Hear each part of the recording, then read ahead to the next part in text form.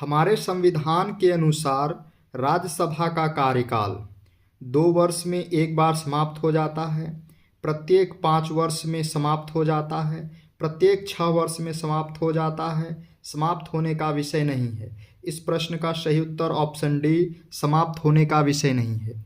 अनुच्छेद 83(1) के अनुसार राज्यसभा का विघटन नहीं होगा, अर्थात यह एक अस्थायी सदन है।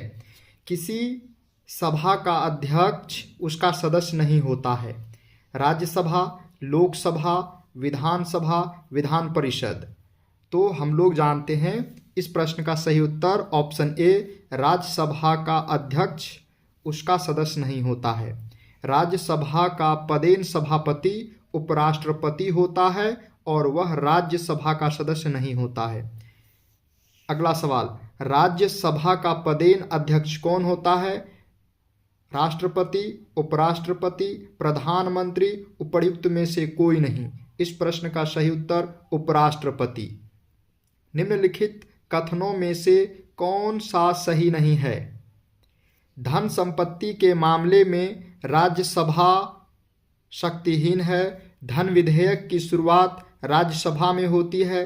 लोकसभा द्वारा पारित किए जाने के बाद राज्यसभा को 14 दिनों के भीतर विधेयकों को पारित करना होता है। राज्यसभा किसी धन विधेयक को पारित कर सकती है अथवा कतिपय सिफारिशों के साथ उसे लोकसभा को लौटा सकती है। अनुच्छेद 109 के अनुसार धन विधेयक राज्यसभा में पुनः स्थापित नहीं किया जा सकता है। इस तरह इस प्रश्न का सही उत्तर ऑप्शन बी, धन विधेयक की शुरुआत राज्यसभा में होती है, यह प्रश्न का उत्तर होगा।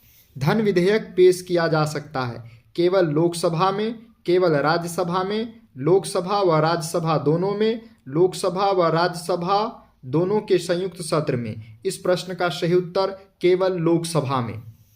लेखा अनुदान बना है।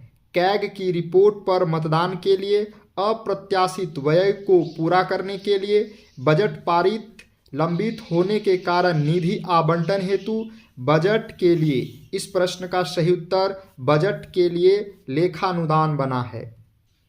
लोक लेखा समिति अपनी रिपोर्ट प्रस्तुत करती है। नियंत्रक एवं महालेखा परीक्षक को, लोकसभा के स्पीकर को, संसदीय मामलों के मंत्री को, भारत के राष्ट्रपति को। इस प्रश्न का सही उत्तर लोकसभा के स्पीकर को।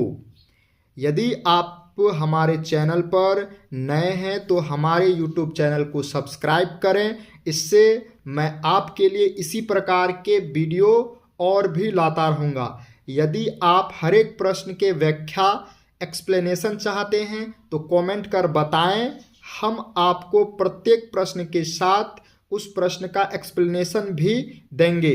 अगले प्रश्न की ओर बढ़ते हैं। निम्नलिखित कथनों में से कौन सा एक सही नहीं है? सर्वोच्च न्यायालय का गठन 1950 में हुआ था। सर्वोच्च न्यायालय देश की उच्चतम अदालत है जिसमें अपील की जा सकती है। सर्वोच्च न्यायालय कोर्ट मार्शल को छोड़कर अन्य किसी भी उच्च न्यायालय अथवा अदालतों की सुनवाई कर सकता है। सर्वोच्च न्यायालय कोर्ट मार्शल के साथ अन्य किसी भी उच्च न्यायालय अदालतों की सुनवाई कर सकता है। इस प्रश्न का सही उत्तर ऑप्शन सी, सर्वोच्च न्यायालय कोर्ट मार्शल को छोड़कर अन्य किसी भी उच्च न्यायालय या अदालतों की सुनवाई कर सकता है। राज्य सरकार का कार्यकारी अध्यक्ष या संवैधानिक प्रमुख कौन है? मुख्यमंत्री, राज्यपाल, मुख्यमंत्री के सचिव, मुख्य सचिव। इस प्रश्न का सही उत्तर राज्यपाल संवैधानिक प्रमुख होते हैं राज्य के। एक उच्च न्यायालय का न्यायाधीश अपना त्यागपत्र संबोधित करता है। राष्ट्रपति को, भारत के मुख्य न्यायाधीश को, उसके राज्य के उच्च न्यायालय के मुख्य न्यायाधीश को, राज्य के राज्यपाल को। तो इस प्रश्न का सही उत्तर ऑप्शन ए, राष्ट्रपति को। भारत में चलित न्यायालय इसका मानस पुत्र है। न्यायमूर्ति भगवती श्री राजीव गांधी, डॉक्टर APJ अब्दुल कलाम, श्रीमती प्रतिभा पाटिल। इस प्रश्न का सही उत्तर doctor APJ Abdul Kalam mobile court के मानस पुत्र हैं। किस अनुच्छेद के अनुसार भारत के राष्ट्रपति द्वारा राष्ट्रीय आपातकाल की घोषणा की जा सकती है? Article 352, article 370, article 371, article 395। इस प्रश्न का सही उत्तर आर्टिकल 352। केंद्र और राज्य की व्यवस्थापिकाओं के लिए मतदान की न्यूनतम उम्र की सीमा 21 वर्ष से घटाकर 18 वर्ष की गई।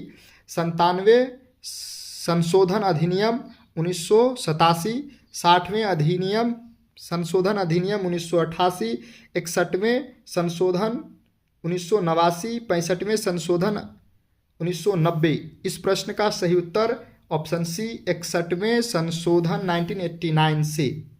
आम चुनाव में मतदान की आयु 21 वर्ष से घटाकर 18 वर्ष कर दी गई है। 73वें संविधान संशोधन, 62वें संशोधन, 61वें संशोधन, 71वें संशोधन। इस प्रश्न का सही उत्तर ऑप्शन सी 61वें संशोधन द्वारा।